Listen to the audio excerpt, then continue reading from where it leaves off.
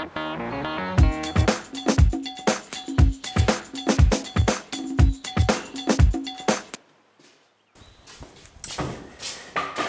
good morning. What I'm doing here is I'm bringing in the boards for the mudroom shoe rack.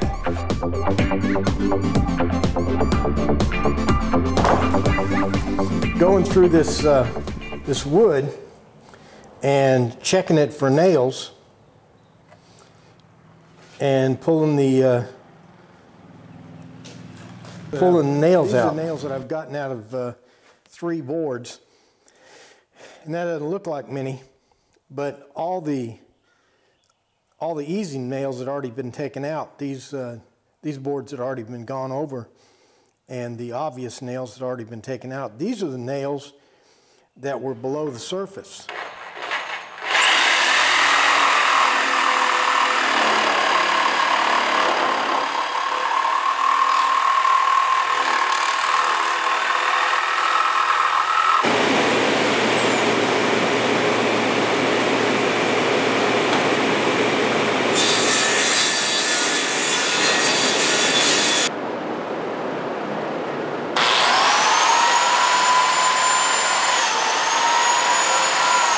I'm taking and putting an edge on each side of the board when I cut them off, and then I'm joining them together. My theory is I'm going to then run them through the planer, and until I get an edge or I get a surface that looks like this.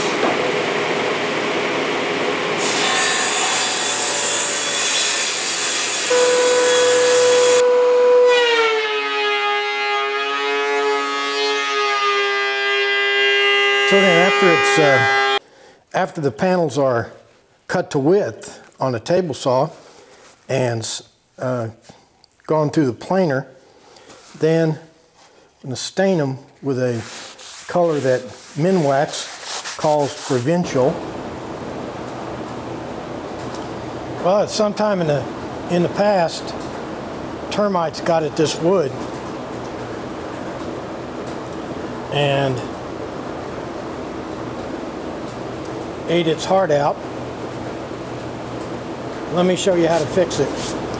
I'm always afraid somebody's going to think I'm trying to take credit for this technique, and I assure you I didn't invent this. This is standard practice that people use. I've seen it. I learned it watching woodworking videos on the internet. This is epoxy and sawdust. Don't worry, we're going to get back. The very next thing we're going to do is sand down this repair we just put in here, or we're going to run it through the planer, and so you'll see that. You'll see that in less than a minute. So get excited. Welcome to another Memphis Monday. Today we're going to complete this mudroom shoe rack that we started 2 weeks ago when we built this prototype. We finished the prototype. I took it to my friends who asked me to build it. We scaled it back, put it in the space into the mudroom where they want to use it. And this is exactly what he wants. But instead of making it out of pine, we're going to use this old barn lumber. This old barn siding. I have no idea how old it is, but it's pretty old, and it looks pretty good once it's finished. All right, so let's get to it. And very next thing we're going to do is we're going to plane down that epoxy repair we just made. So get excited. The epoxy is cured. Let's take it over to the planer and see what we can do with it.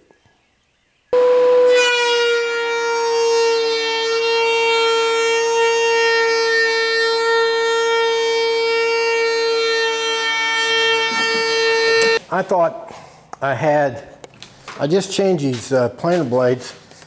I didn't change them, I flipped them around. I thought I still had a new side, but apparently I didn't, because it sure isn't planing very well.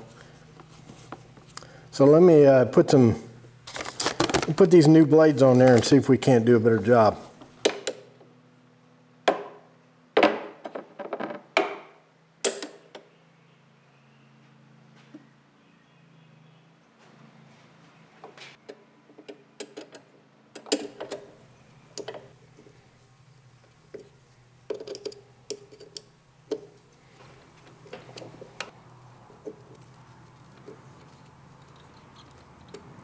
Now let's try this again.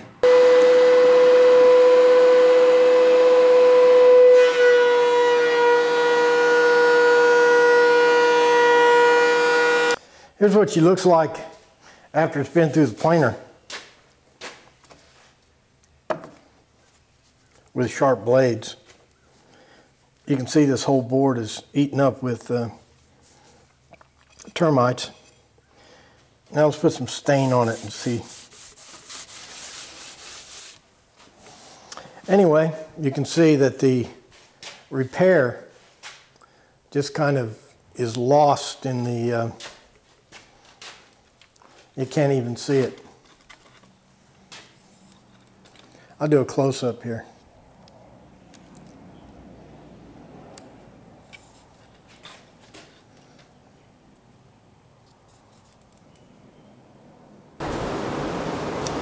I think the stock looks pretty plain, so I'm thinking about decorating the edges a little bit by putting a slot down the edge and then rounding it over.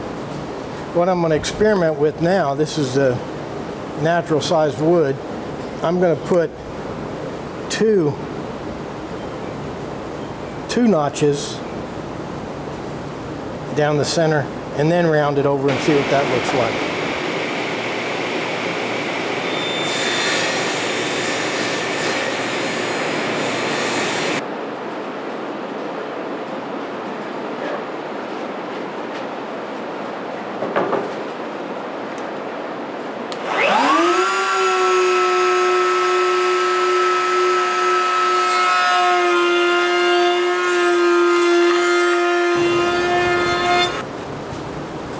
I think I like the double notch better than the single notch. Let's go over on the prototype and I'll show you where I'm going to add this detail. Okay, I don't want this detail everywhere. I just want it on the front of the legs, the front of the shelves, and the front of this hidden shelf. So I'll have the detail here, there, there, there, and there. So I got 5 pieces to do. I'm just going to round over the flap here and the top. What I'm doing here is I'm going to cut all 8 pieces to length before I put the edge on them.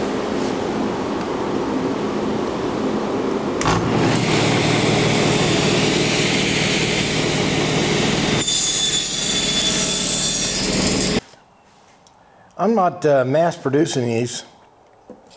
I got all the pieces cut to length, and I'm putting the appropriate edges on each one, and then I'm just staining the one I just worked on. If I don't mass produce them, then it gives me a chance to think individually for each one.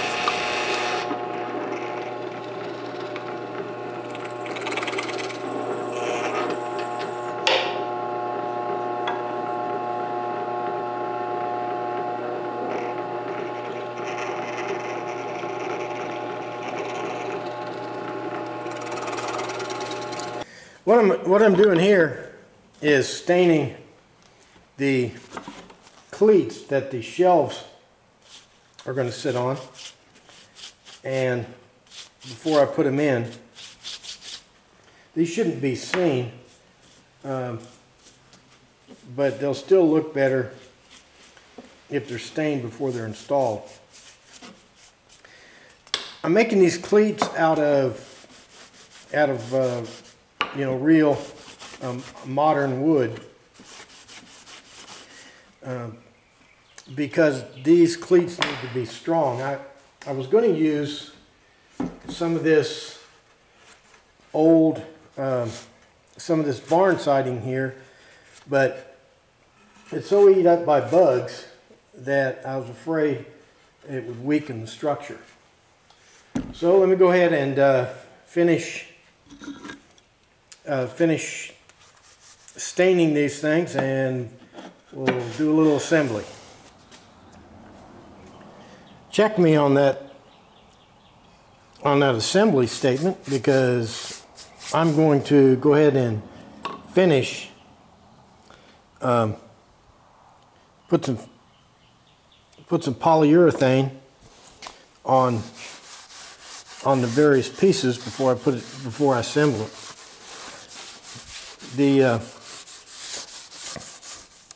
You're tempted to you know, finish the project and then finish it, and you'll have to, you know, you've got to do that, but to get the first coat on before you assemble it, it's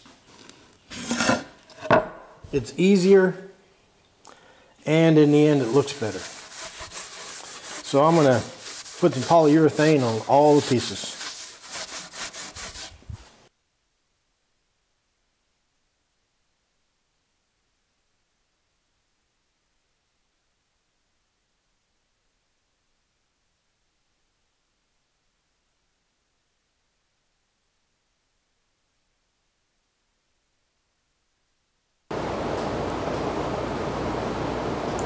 I got the cleats ready, 8 of them. There's 3 other cleats I'm going to install later, but those are the ones that'll hold the top and the shelves.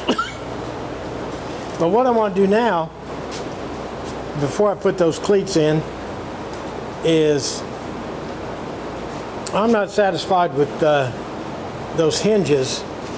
I wanted to make this thing rustic, and so that I was going to leave the hinges exposed. But the problem is, those are modern hinges. If I had some old rusty door hinges, it'd be different, but I don't like this. So somebody suggested that I you know, have some concealed hinges, and I think it's a good idea. So what I'm going to do, we go over here and I'll show you the setup. I'm going to install these hinges here. We're looking at the inside of the cabinet here, and that's the door that will flip down. I think 2 of these hinges would do it, but you know, I'm using old wood that could crack and warp and all kinds of stuff, so I'm putting 4 in. So let's get to it.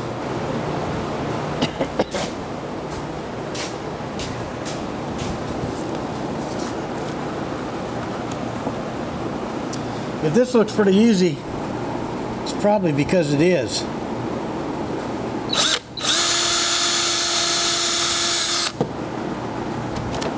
I've never used this kind of hinge before, but it looks like all I have to do is install them in the extended or the retracted position,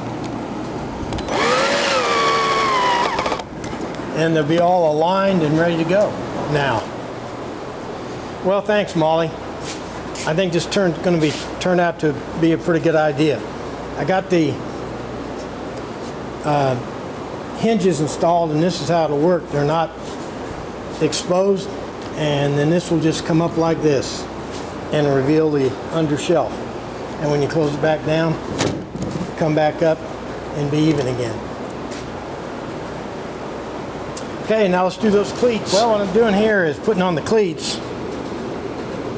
The actual measurement of the cleats is not as important as getting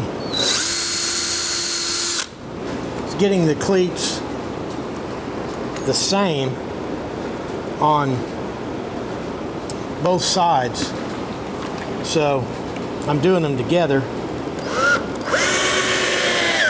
to make sure they're identical.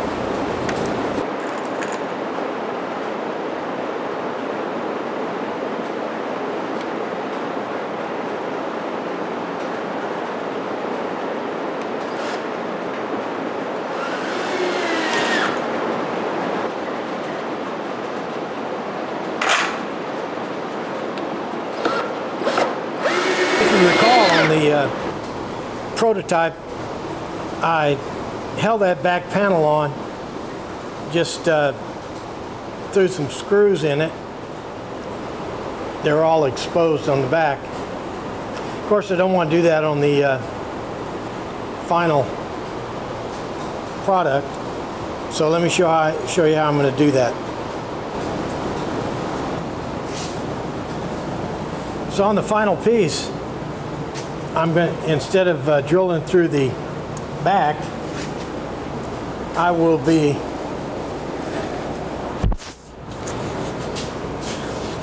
this is the back panel.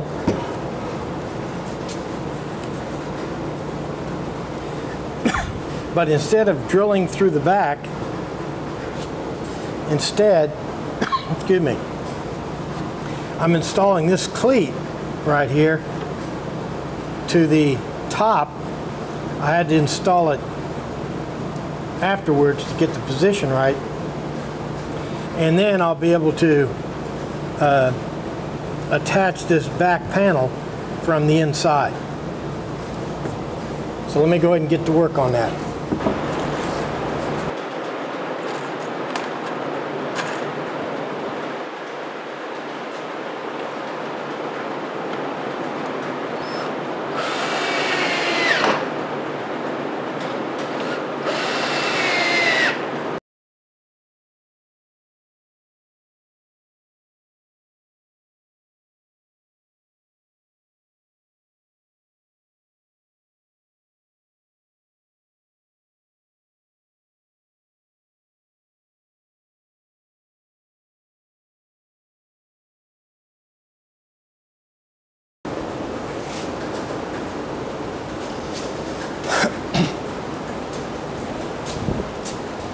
Well, that's about it for another Memphis Monday. I've still got finishing due on this. It'll take a couple of days to get the required dose of polyurethane on it, but the project's done. We've gone from a picture